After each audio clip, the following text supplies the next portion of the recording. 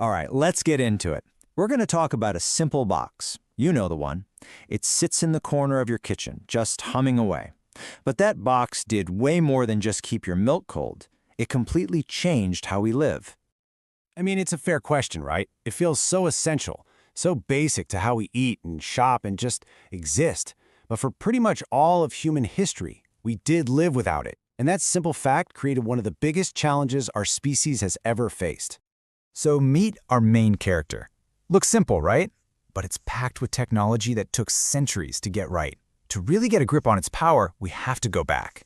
Back to a time before that hum, before the automatic ice maker, to a world without reliable cold. Before we could even dream of inventing the solution, we had to deal with the problem. And for our ancestors, man, it was a constant, daily battle against nature itself. Think about that for a second. A successful hunt, a huge harvest. That was only half the job.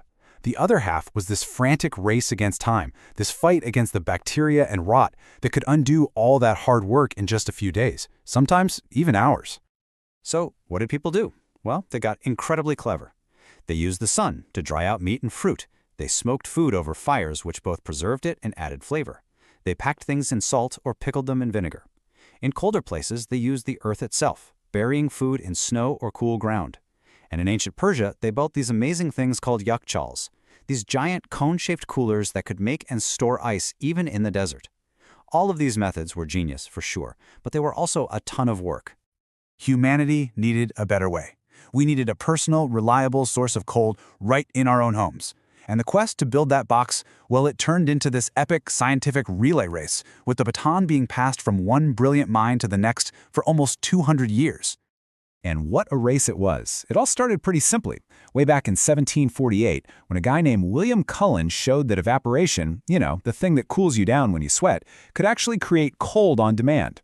It took almost another century for someone, Jacob Perkins, to turn that idea into a real machine.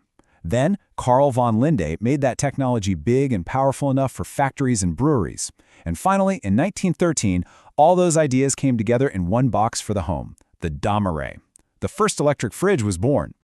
And just look at these early models. They kind of looked like regular wooden cabinets, but then you'd see this weird, complicated contraption on top, the compressor. This was the start of the revolution, all right? But it was a pretty dangerous one. And that danger was no joke. This quote is chilling, and it is not an exaggeration. See, the early refrigerants were gases like ammonia and sulfur dioxide. They worked great for cooling, but they were also incredibly toxic. A tiny leak from a bad valve could literally be a fatal event. We were so close, but the perfect, safe solution just wasn't there yet. Then, what seemed like a miracle happened. A new chemical refrigerant called Freon. It was non-toxic, it wasn't flammable, it was perfect.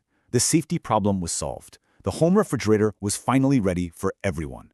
But as we'd find out decades later, this miracle solution came with a massive hidden cost for the entire planet.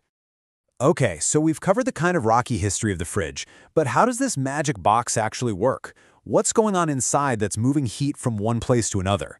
It all comes down to a really elegant bit of physics. The absolute star of the show is the refrigerant. You can think of it like a special sponge for heat. It's a fluid that can boil and turn into a gas at a really low temperature. This lets it soak up heat in one place and then get squeezed to release all that heat somewhere else. That's the secret sauce right there. So let's follow the refrigerant on its journey. First, the compressor squeezes the gas. Just like when you pump up a bike tire and the pump gets hot, this makes the refrigerant super hot and high pressure. Second, that hot gas flows through the coils on the back of your fridge. It releases its heat into your kitchen and cools down enough to turn back into a liquid.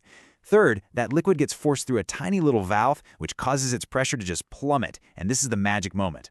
Finally, that super cold, low-pressure liquid flows into coils inside the fridge, where it boils and turns back into a gas. As it does that, it sucks up all the heat from your leftovers, making the inside of the box cold. Then the whole cycle just starts over again.